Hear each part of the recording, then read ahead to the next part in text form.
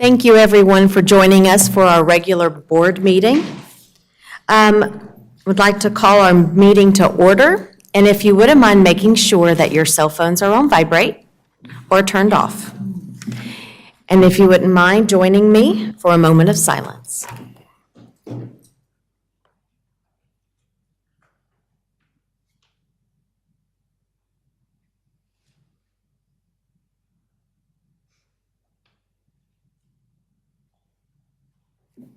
If you wouldn't mind, please joining me as we stand and for the Pledge of Allegiance.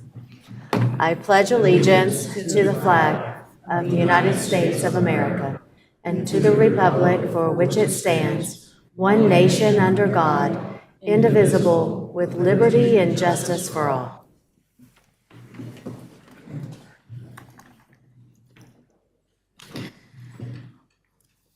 All right. We will move to staff questions. Board members, does anyone have questions for staff this evening? Seeing none, we will move into public comments. Ms. Caldwell.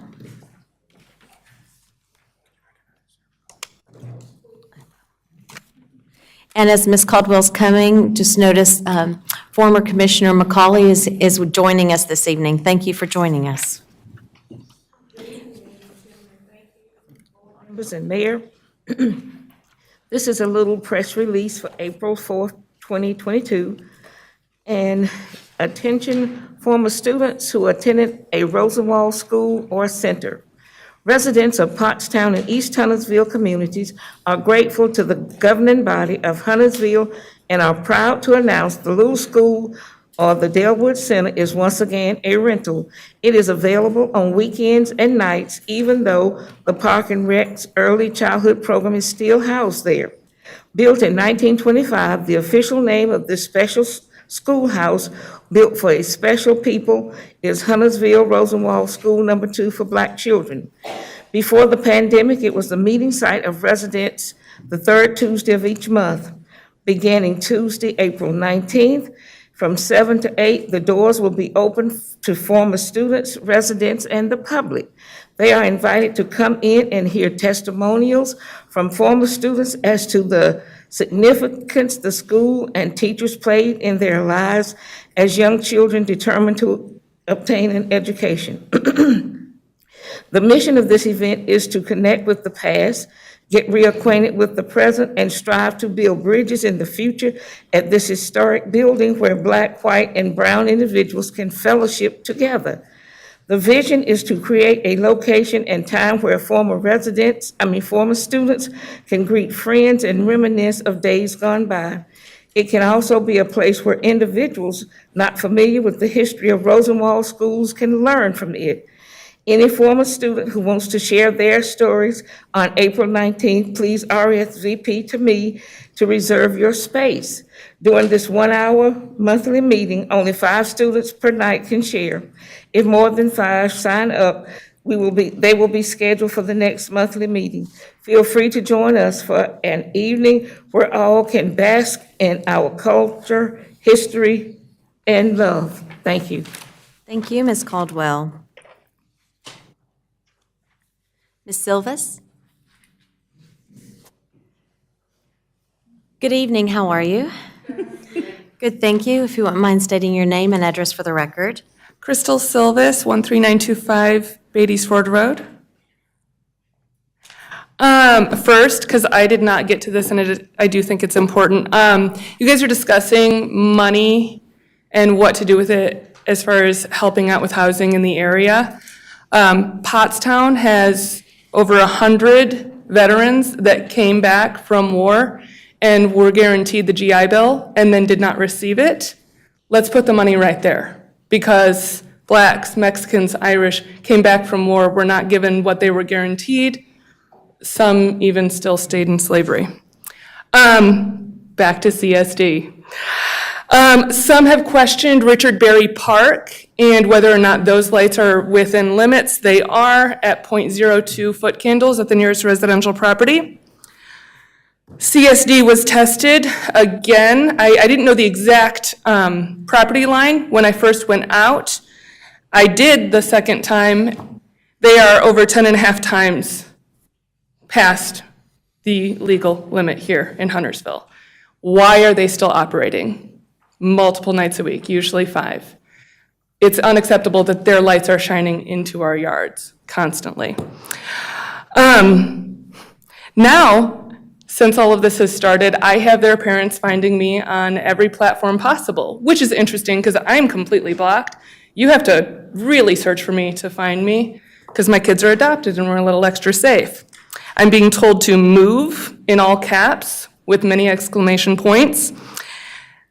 Saying of Richard Berry Park, that tiny playground is not a real park. It's a beautiful stadium, and let's be honest, that whole area was an eyesore well before the stadium was built. That's not an eyesore, that's our home. I am extremely proud to say I live in West Huntersville.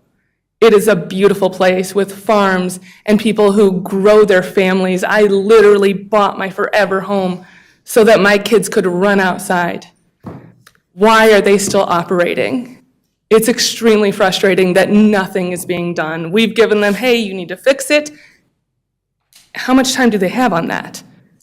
Because most counties say 10 days, most cities say 10 days. Why were they allowed to build by right, circumvent the system, and then refuse to abide by our ordinance? That's all I have. Have a great one. Thank you very much. Sorry about my hands. I'm in the middle of a brick project. Mr. Hallman? I'm going to pass, so I can't follow that. Ms. Overcash?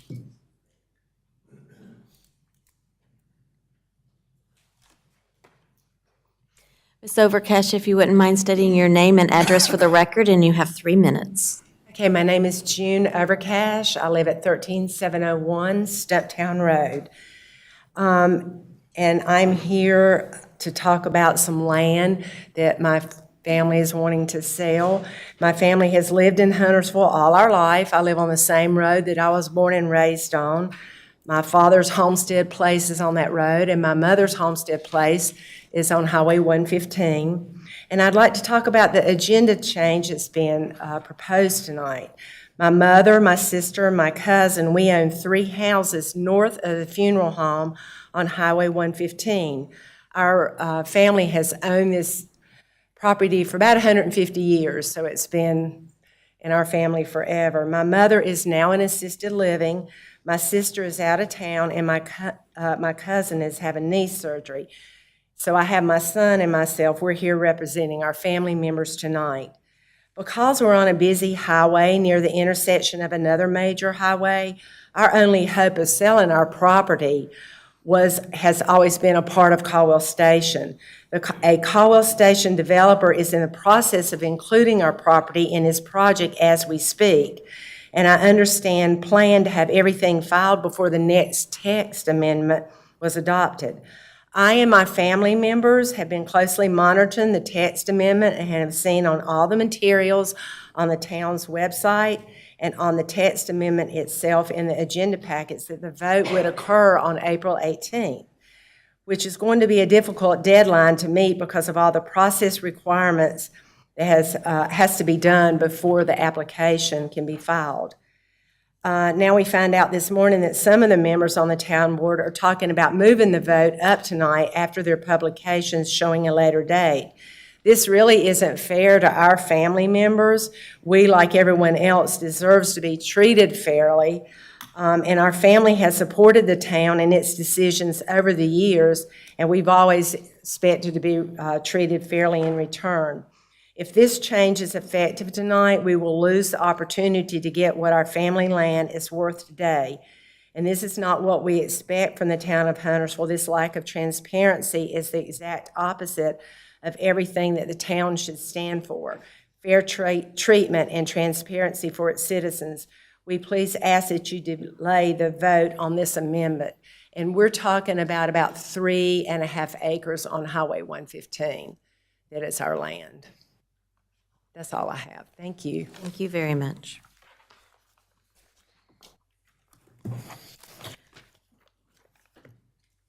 There are no other, hold on, let me double check one here. No, that is for the public hearing. There are no other public comments. No one else has signed up, so we will move to agenda changes.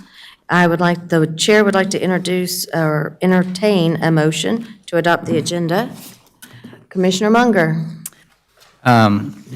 First, I'd like to make a motion to move items 10C, 10F, and 10G from other business to consent agenda as items 8E, 8F, and 8G. 10C, 10F, and 10G. Correct. All right. Second. There is a motion Second.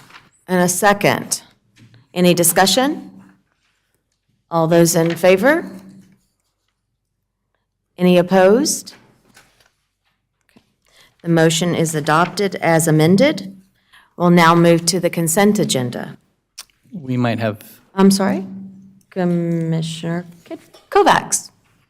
I wanted to make a motion to change the agenda, to edit the agenda to add, consider approving petition TA 22-02 as item 10E.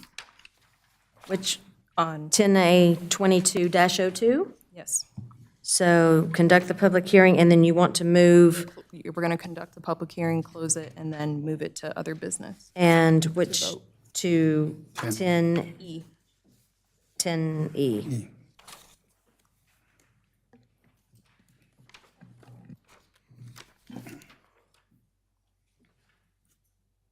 Give me just a moment.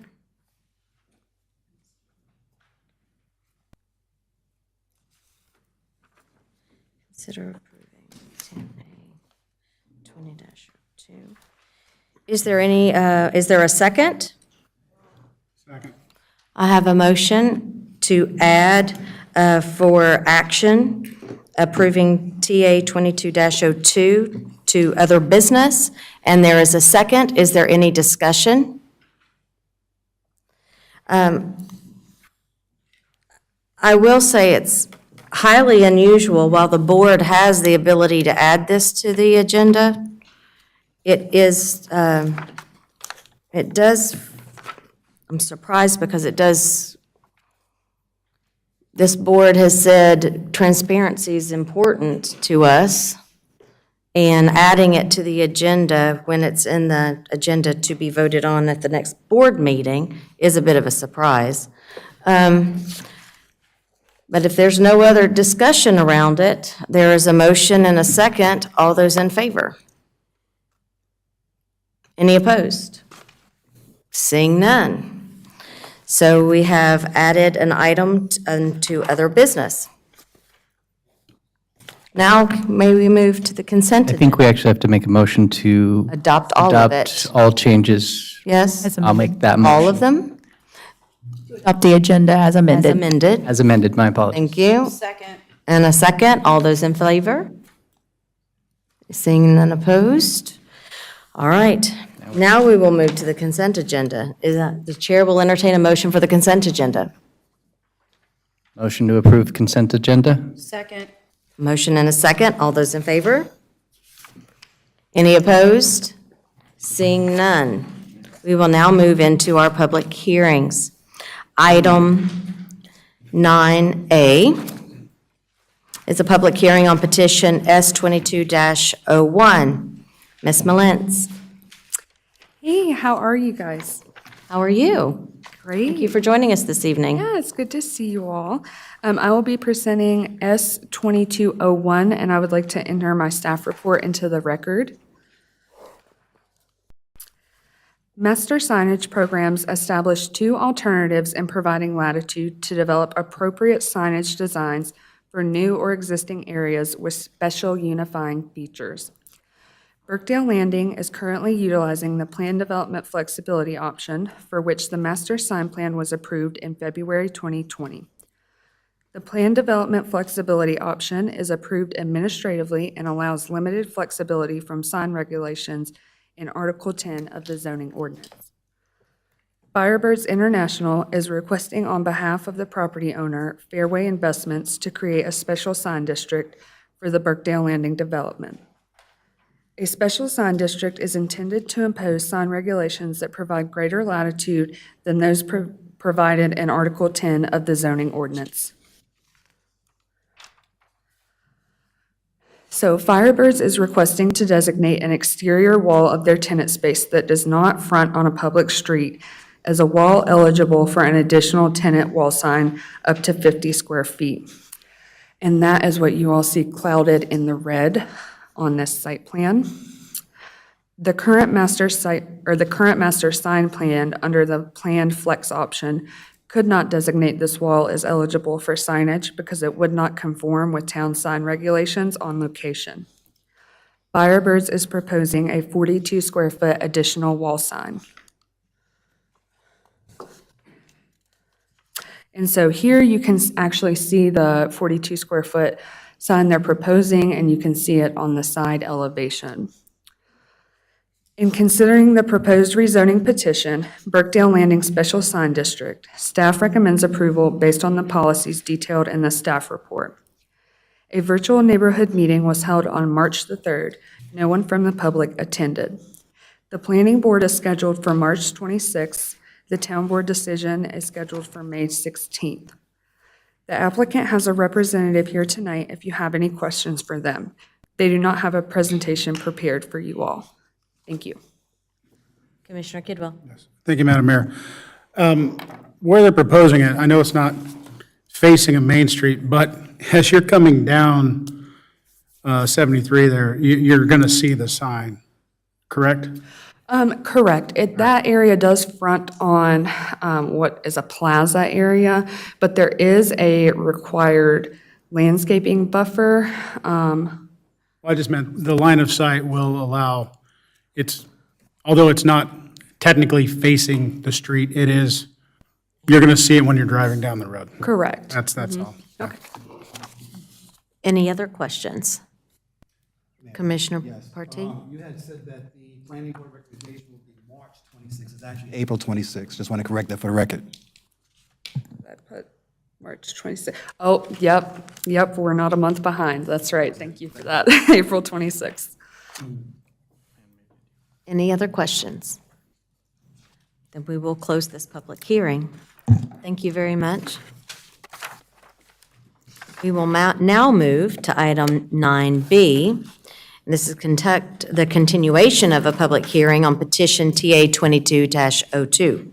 Mr. Semino, how are you this evening? Doing fine, thank you. I entered the staff report into the record.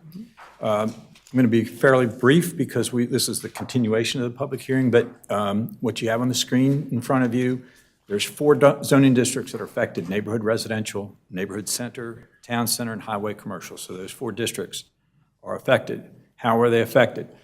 The ordinance says that major subdivisions in these zoning districts, the aggregate number of dwelling units contained in attached houses, apartment buildings, and mixed-use buildings shall not exceed 30% of the total number of dwelling units in a project. So if you had 100 units, 30% of those could be attached: townhome, apartment, or mixed-use building.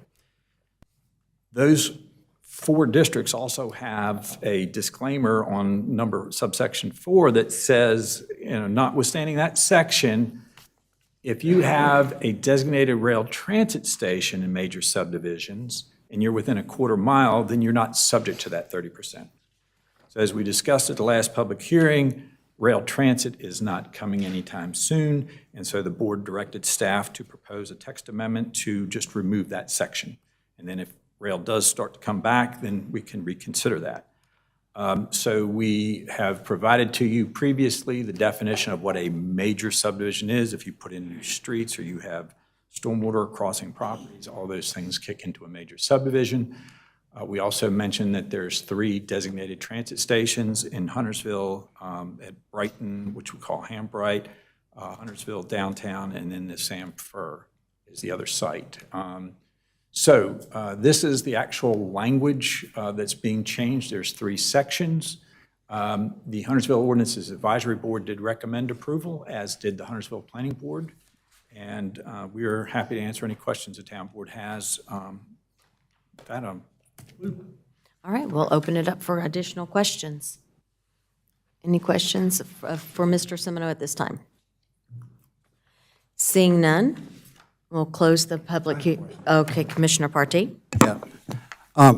Mr. Semino, can you just explain to me that the options for this particular ordinance, if we vote against it, I think T and D, is that a backdoor to override, or not override, but come back and? yeah, so I won't use the word override. Not override, that's my wrong terminology, But it's an option. It's an option or a backdoor for this. So it's interesting you mentioned that. So Ms. Overcash mentioned her property, they were getting ready to sell their property. So Right. this is the Sam First Station. I'm not sure exactly which properties we're talking about, but where that star is where the designated transit station is. Across the street is neighborhood residential on those smaller lots at front 115, but behind that is TNDO, Traditional Neighborhood Development.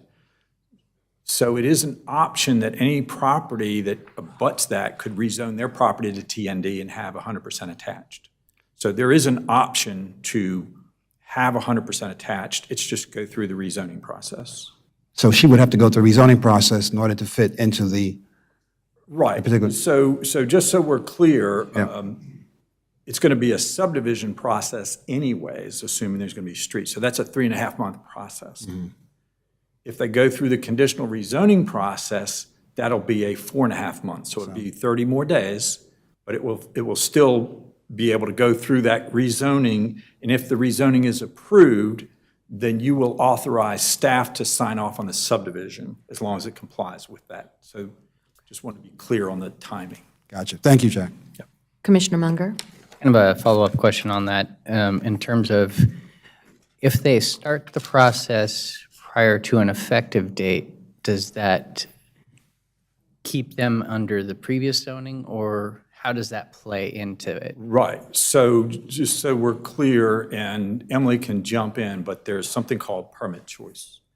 So if you have turned in the materials for a development, and all the materials are there, and it comes in before the code change happens, then a code change gets adopted, that the developer has a choice. I want to follow the new code or stay with the code when my application was submitted. Emily, I don't know if you want to add anything? No, that's correct. It's called permit choice. And basically, if you submit a development application, let's say for a permit, and during the pendency, before your application has been approved or denied, there is a change in the ordinance, then the permit choice rules would apply. So I would be remiss if I didn't tell you 2 cases that came in prior to this text amendment. So this is the downtown station, and here is Gilead, Huntersville, Concord Road. There's the station. And at Maxwell, the north end of Maxwell, a request came in for some townhomes. So that is submitted. So they will have this, what we call a permit choice. A second one, which I understand has come in, but the problem I'm seeing, and Brian, you're going to have to help me out here, is that transit station looks like it's just a little over a quarter mile. Yeah, if you So- measure it correctly, and this is just a graph representation, we measured that green parcel to be in the quarter mile. So here's the point I want to make. This is generally represented in the quarter mile, using this kind of map. As long as it complies with the submission requirements and it's within a quarter mile, it will have been submitted prior to this text amendment. On the other hand, in measuring it, if it doesn't measure out to the quarter mile, they'll have to do, and they're an option too, they could try a TND rezoning. They've got TND all around them. We generally recommend people don't go to to transit-oriented rezoning, because that's a different category. And we've been advising people to avoid that. As a matter of fact, this Sam First station here, you'll note surrounding that is this kind of orange property that was just recently rezoned to TND, right? That we did not recommend a transit-oriented development. We said TND, and so that's what we would recommend. But a TOD would be an option because they're surrounded by it. Just as in this particular case, if they own some property right in here, there's a TND zone, this orange, and there also is TND right behind them. Okay. Any other questions? Sorry for going into a little more detail than. No other questions? All right, seeing none, we will close the public hearing.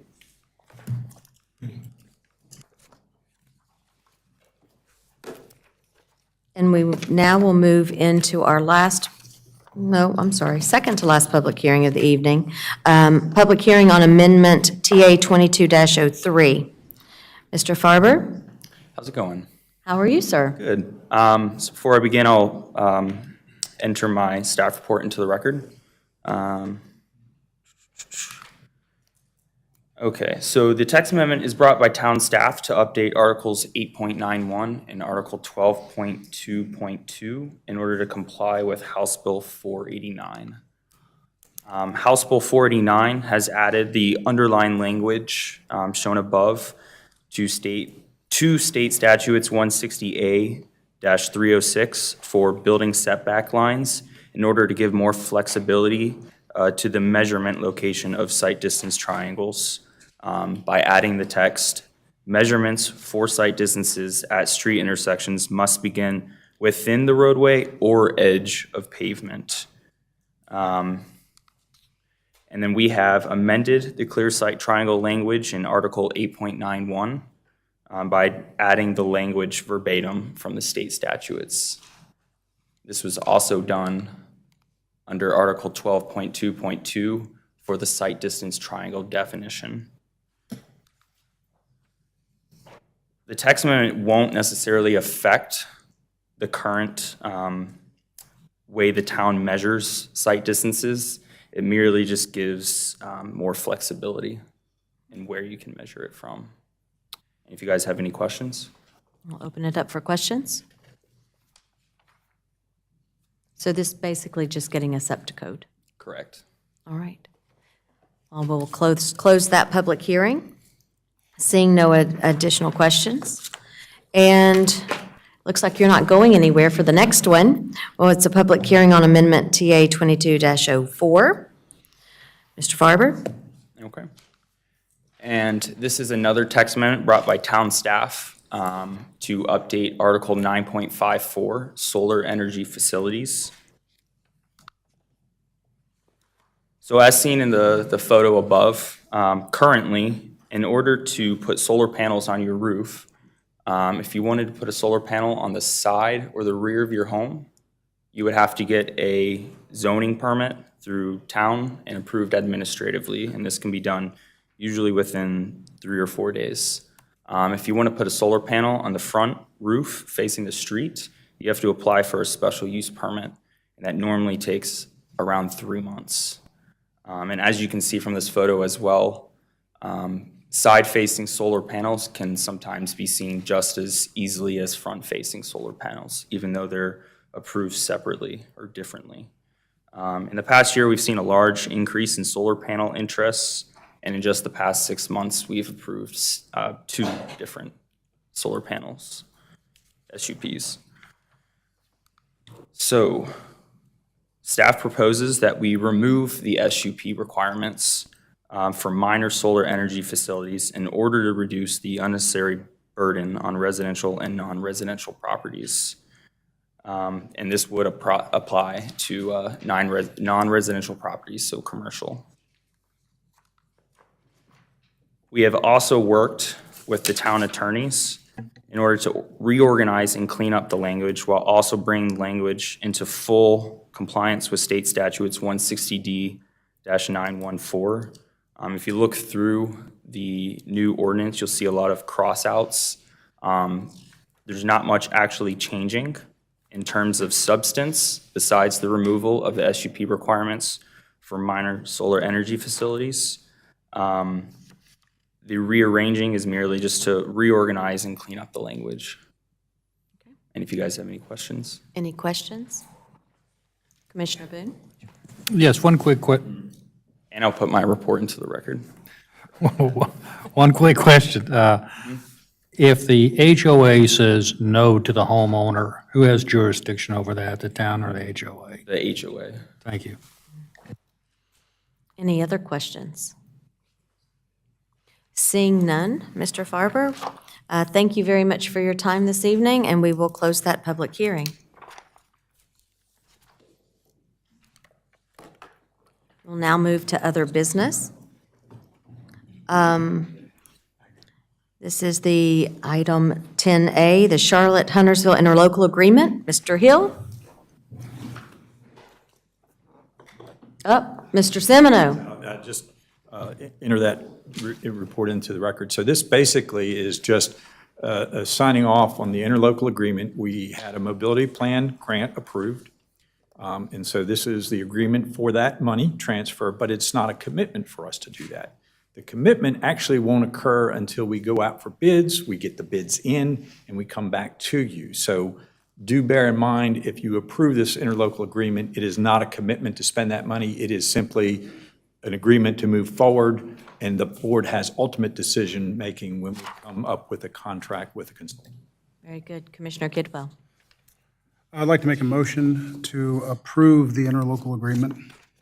There's a motion on the floor. Is there a second? Commissioner Boone has seconded that. All those in favor? Any opposed? Seeing none, we will now move to item 10B. Consider adopting a resolution to authorize the disposal of .78 acres of surplus property located at 8840 McElwain Road. Mr. Roberts. So, I don't know if we've got, we'll click it up right now. Maybe I'm talking too loud, I don't know, maybe not enough. Do we have something to bring up a map here on this? In your packet, you should have there's a small sliver of land that's roughly .78 acres that adjoins Fire Station 4 on McElwain Road. And what you have before us is someone has approached us to potentially buy that land, and what you have before you is authorization to dispose of that land. You'd have to declare that surplus. And you have in your packet, they've offered, let's see, 70, where's my piece of paper? 78,000. And this would just start that process. You're not voting to sell it tonight. It would start that process, go through the upset bid process, and go through that, and at the end of the day, when all that is done, it comes back to the board. You can decide whether to sell it in, you can decide not to sell it, et cetera. Is there a motion on the floor to approve the upset bid resolution? Commissioner Kovacs? I'd like to make a motion to approve the resolution authorizing the disposal of .78 acres of surplus property located at 8840 McElwain Road, with the addition of deed restriction being added as a term of the purchase agreement that restricts the property to no more than one unit being developed on the lot, or if the parcel is combined with additional acreage, the overall density of combined acreage being limited to no more than 1 unit per acre. Second. There's a motion and there is a second. Any discussion? All those in favor? Any opposed? Seeing none, the motion passes 6-0. We'll now move on to, let me get there. Item 10D, well, 10C. A discussion of additional edits related to NCSB 300. Ms. Sloop? Yes, good evening, Board. As you may recall, we had recently processed some text amendments related to the town code and also to the subdivision as well as the zoning ordinances. Those were to remove criminal penalties for types of ordinances that can no longer be criminally enforced. The Town Code of Ordinances currently has a blanket penalty section that serves some of the town ordinances. These ordinance edits before you tonight would basically be to put in the criminal enforcement mechanism to sections that refer back to the blanket penalty section, which is no longer allowed. That is to say, if you want to enforce an ordinance by criminal enforcement, it has to be in the specific code section. I'm happy to answer any questions. Really, these edits are just on for discussion tonight, as they will come back to you for final action at the 4/18 meeting. All right. Is Commissioner Partee? Luke, quick question. If a violator occurs 3 or more violations, infractions, does the penalty increase then? Does there upcharge on the penalty? And is there a fee or a warrant issued for that? So it depends on the language of the actual ordinance. If we put in there, for example, we can state that each separate day is a separate offense. We can specify the maximum penalty. It can be no more than $500. So it really depends on the language that we include in the specific section. Great, thank you. Commissioner Phillips? So the SB 300 thing, we know in Charlotte has been a nightmare for them because they decriminalized a bunch of stuff. Are our animal cruelty ordinances up to code? Are we good? Do we need to change anything? We do not. The last edits that we had before the town board were to remove only those criminal enforcement mechanisms for ordinances that can no longer by law be enforced criminally. Any other questions? Is there a motion on the floor? Just discussion. Oh, it did say a discussion, didn't it? I think I'm ready for the game. I don't know about anybody else in the room. All right, let's move on to item 10D. Ms. Sloop? Yes, last year, you may recall, back in September, we had edited the Huntersville Ordinance Advisory Bylaws to match up with the 160D Conflict of Interest rules. And at that time, as part of the motion to adopt those amendments, one of the commissioners had asked that we change the rules also to reflect that the town board would no longer elect the chair and vice chair, but rather those positions would be elected from the members themselves. And at that time, I was remiss in not having a specific term limit and also an election date. So these are really just cleanup items to go back and clarify that in the rules.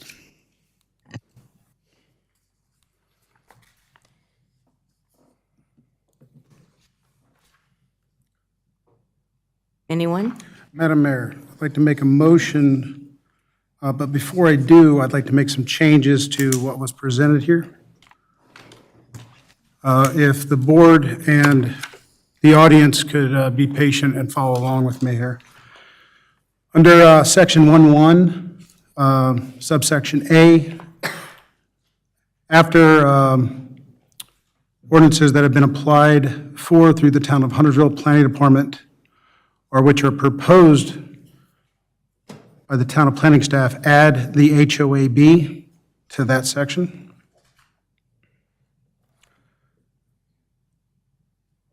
Under section C, remove as directed by the town board.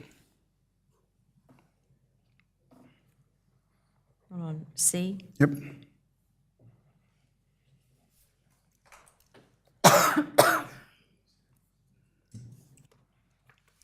Really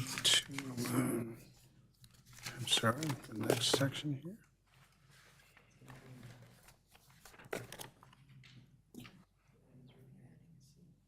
No, I'm not. That's correct, sorry.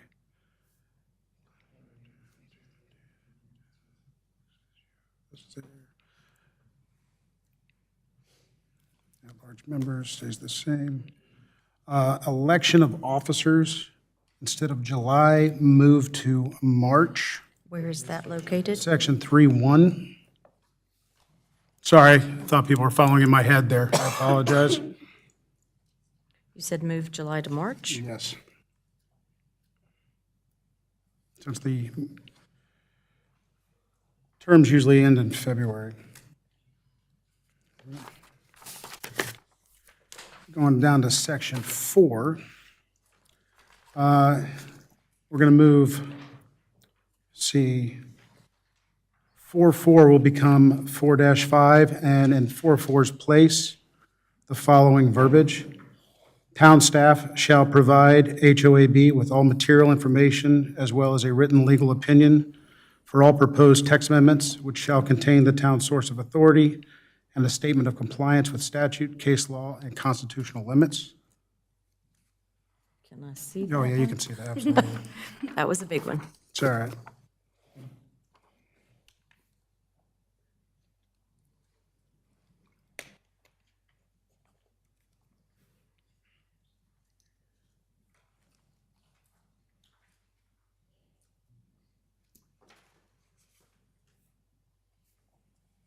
You can have it afterwards. Thank you.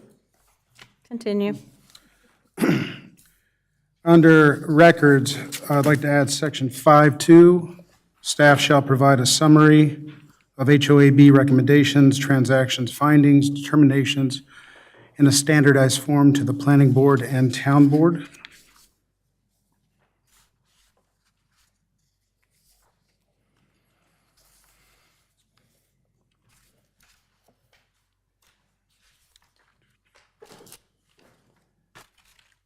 And Madam Mayor, with those changes, I would like to make a motion to approve.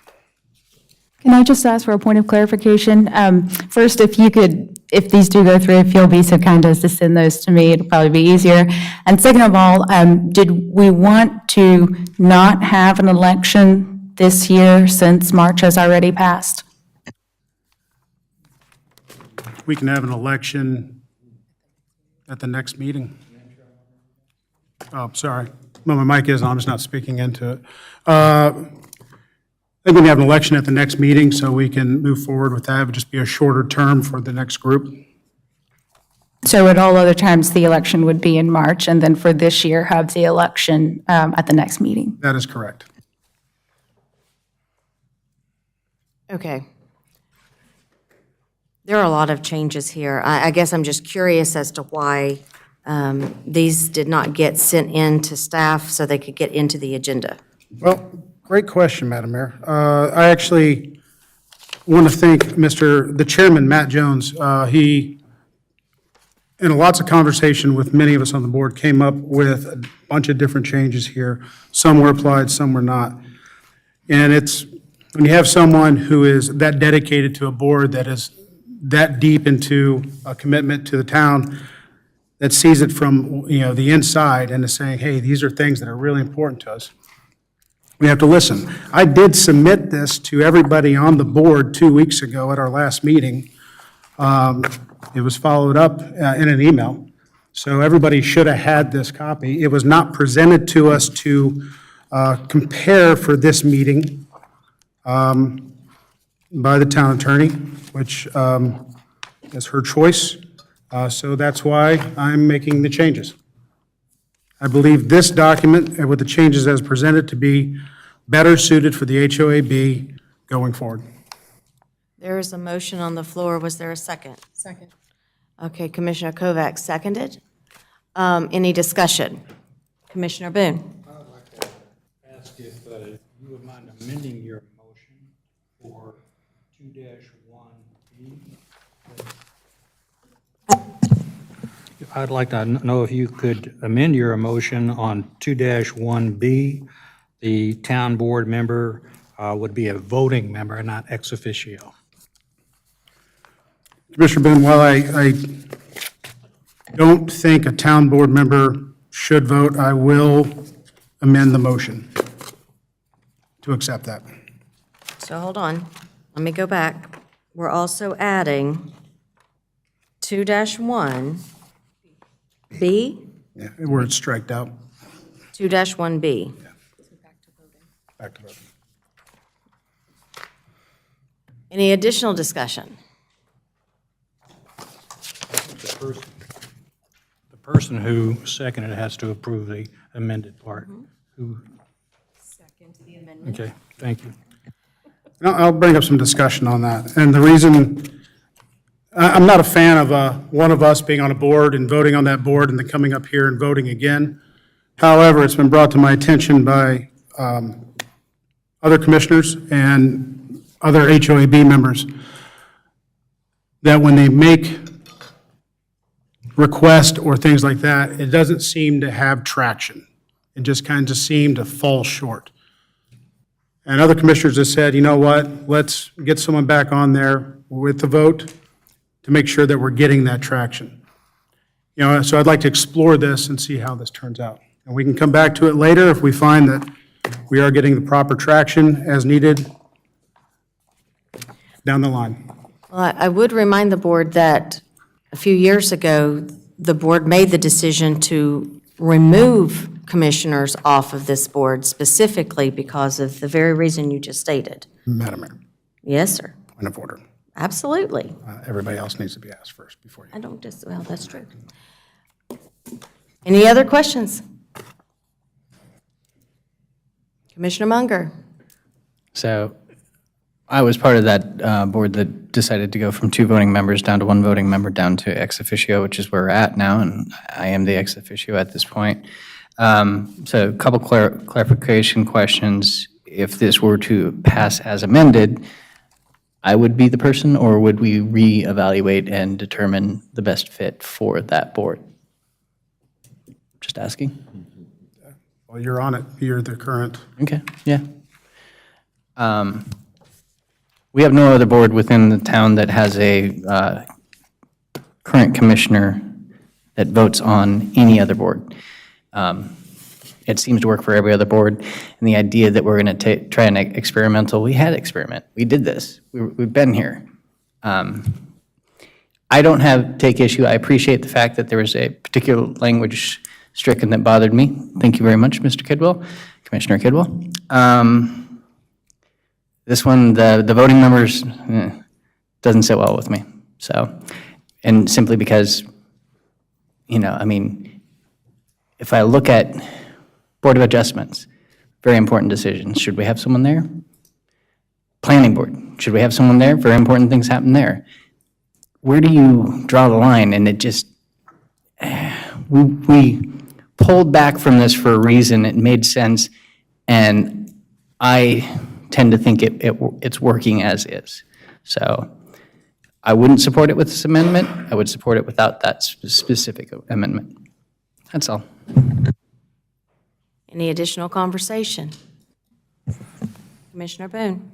Yes, this board has been in business for 6 years and 1 month. And for the first 4 years that I was in doing business, there was no problems whatsoever. We had 2 commissioners that were on this board that voted.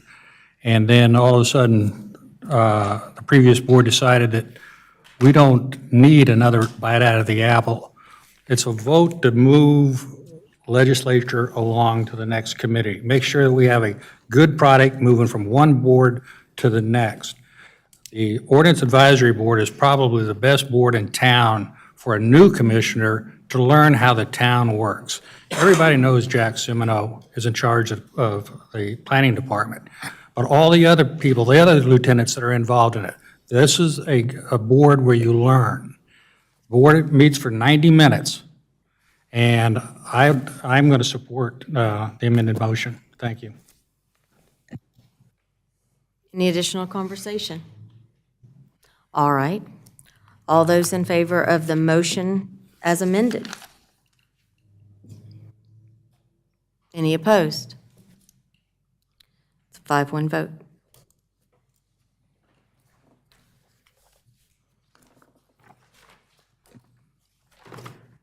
We will now move to our final item on the agenda. Sorry, there's no slide for that one. Item 10E. Consider approving TA 22-02.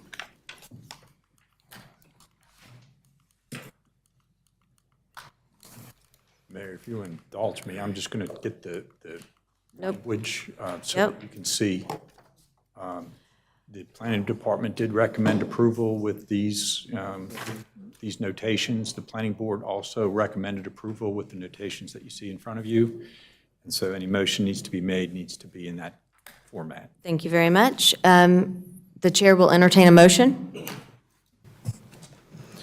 In considering the proposed amendment TA 22-02, the town board recommends approval based on the amendment being consistent with policy LU-2, policy LU-5, and policy LU-10 of the Huntersville 2040 Community Plan.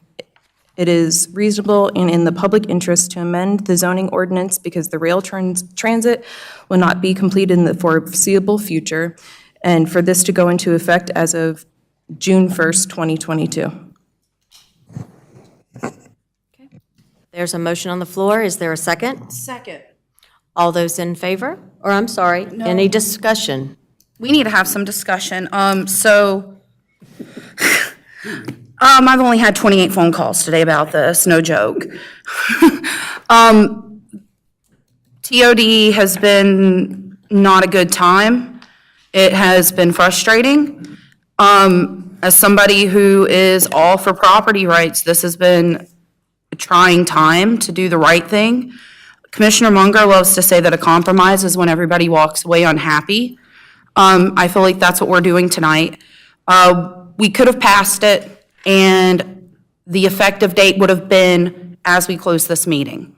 However, the good people of this board, we worked together and we put an effective date, which doesn't often happen with zoning.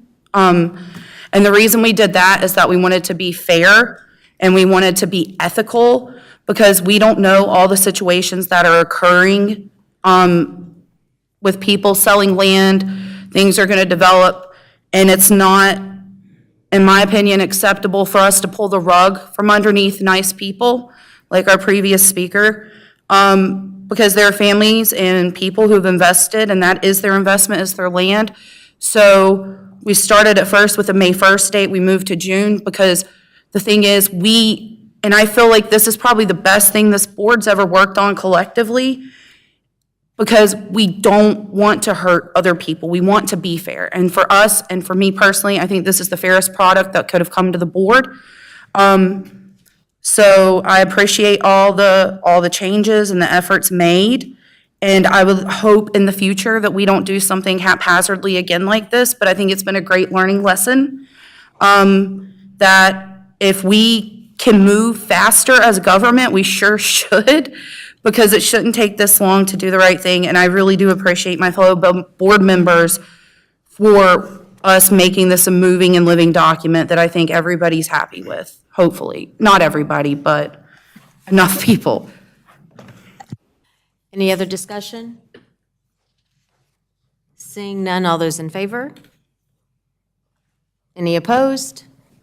That is 6-0. We will now move to mayor and commissioner reports.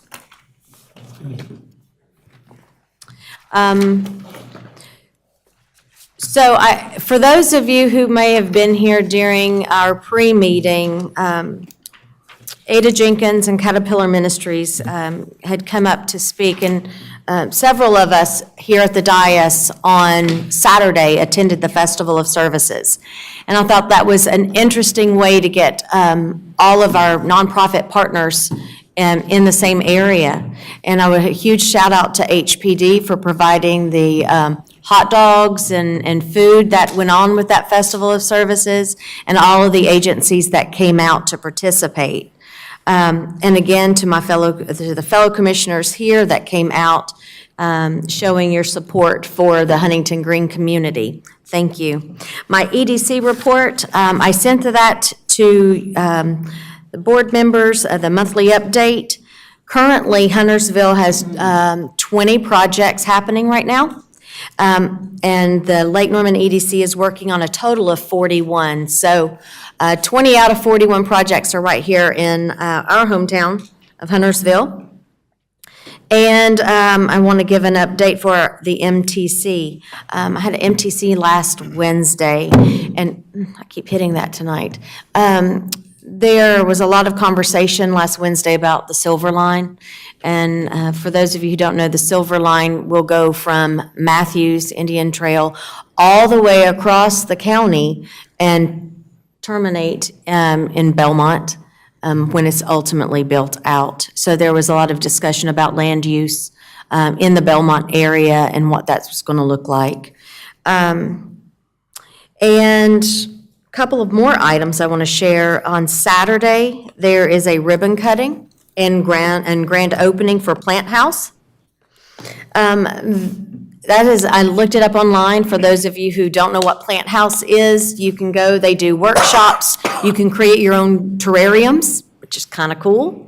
And you can shop in there. But I thought they will be opening up right there near Firebird. So we were talking about Firebirds this evening.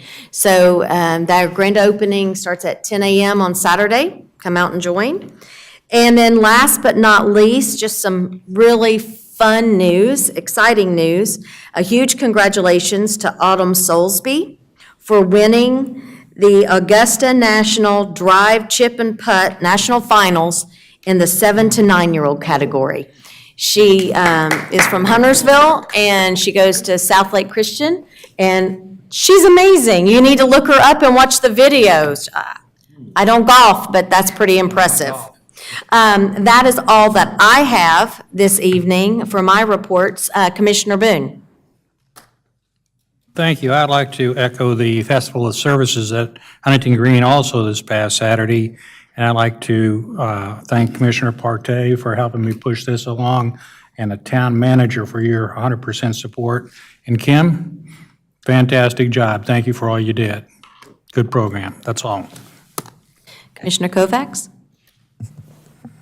I have an update from the Lake Norman Chamber. Tuesday, April 12th, the WINS Female Networking Meeting will be held at 8:30 until 10 a.m. Speakers will be professionals from the range at Lake Norman with a very important message regarding safety and self-defense for women of all ages, stages in life, and physical ability, situational awareness, and avoidance, what an attacker looks for. The program will be held at Brick Row. Later that evening, the Lake Norman Young Professionals will host their off-the-clock social from 6:30 to 8 at 11 Lakes Brewing Company. And Friday, April 15th is the Chamber's Focus Friday. North Carolina Senator Joyce No. K. Krawick, from 8:30 to 9:30. The senator will be discussing health care issues and legislation under consideration. And from the Huntersville Chamber will have their member meeting at Main Street Coffee and Bristle and Brush on April 19th, the time to be determined. And you can visit the chamber website for more events at huntersvillechamber.org. Commissioner Kidwell. Thank you, Madam Mayor. I was not able to attend the CRTPO meeting last month. Commissioner Boone did for me, but he did send me an awesome recap. It was a 2-hour meeting, so pretty quick. But the big takeaway was looking at an Independence Boulevard project for the town of Matthews and an unsolicited proposal for the southern part of I-77 that would include toll lanes down there. There is no meeting for April, and we'll resume regular meetings back in May. Thank you. Commissioner Phillips. Visit Lake Norman news. Loch Norman Highland Games are coming up this weekend, April 9th and 10th. After a 2-year hiatus, the games return to historic Roll Hill. This will be the 28th annual Highland Games. Visit Lake Norman hosted the Strike King Bassmaster College Series on March 25th through the 26th. 211 collegiate boat teams, 422 total anglers from 19 states launched out of Blythe Landing in Huntersville. The winning team from Erskine College took home $2,601 and won. The Carolina Big Dive Meet was also recently held March 25th through the 27th. 116 divers from 7 states competed over 3 days. The meet was organized by the Carolina Dive Academy and was held at HFFA. And that's all I have, Madam Mayor. Thank you. Commissioner Partee. Thank you, Madam Mayor. On March 24th, Commissioner Boone, Commissioner Kovacs, and myself attended Hopewell High School PTA meeting orientation on preventing gun violence and suicide. The Say Something app was developed for students to report a person in crisis or threatening suicide, to look for warning signs, look for threats, act immediately, and take it serious, say something to a trusted adult, a very purposeful app. On March 29th, Commissioner Munger, Public Information Officer Kim Strickland, and I responded to the Colonial Pipeline spill site to meet with Chip Little, who is the Government Affairs Manager, to receive an update on the cleanup. On Saturday, April 2nd, I attended the Festival of Services, Huntington Green Health and Community Cultural Awareness event with town board officials, Mayor Bales, Commissioner Boone, Commissioner Kovacs, and Commissioner Munger. I visited all the representative agency tables, gathered a plethora of information. I want to applaud Director Harold Rice and the staff at Ada Jenkins Center, the Caterpillar Ministries, for sponsoring this event. Also, big ups to the Huntersville Police Department and Parks Department for providing giveaways, hot dogs, and cold drinks.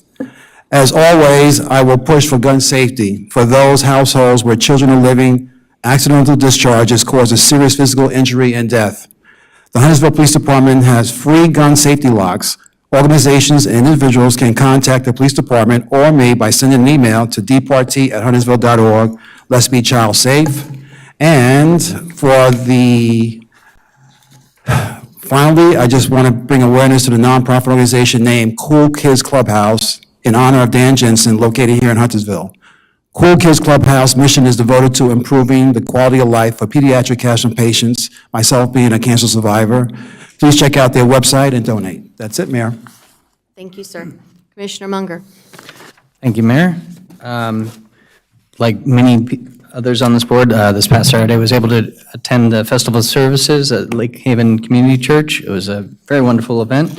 And to follow up on something that Commissioner Partee mentioned, during the visit to the Colonial Pipeline, we did specifically ask for them to appear before the board, and hopefully we will hear back from them in the near future. Don't hold your breath. And this Thursday, April 7th, the HOAB board will be meeting virtually at 3:30 p.m.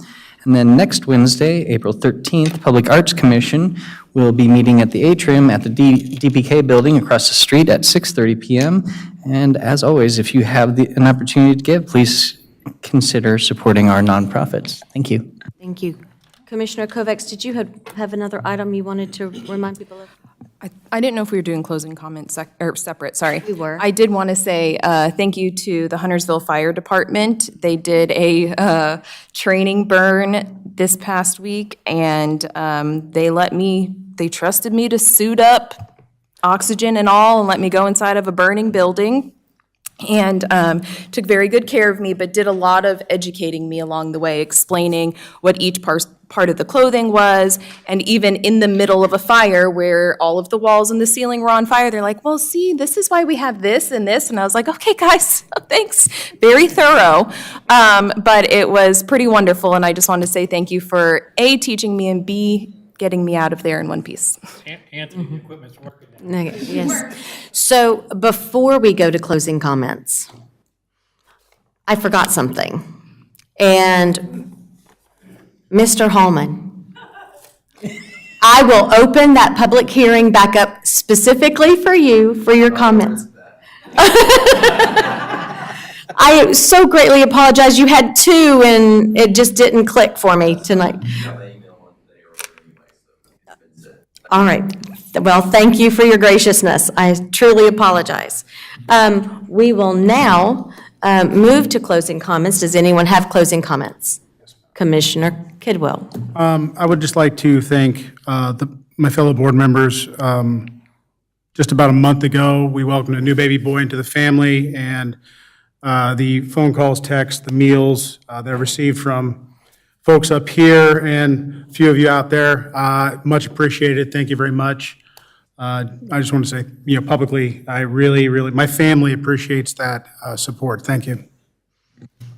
Commissioner Phillips. I just want to say happy 41st anniversary to my dad, former commissioner, and my mom. 41 years is a long time and something to strive for. That's all I have. Very good, very good. God bless your mom.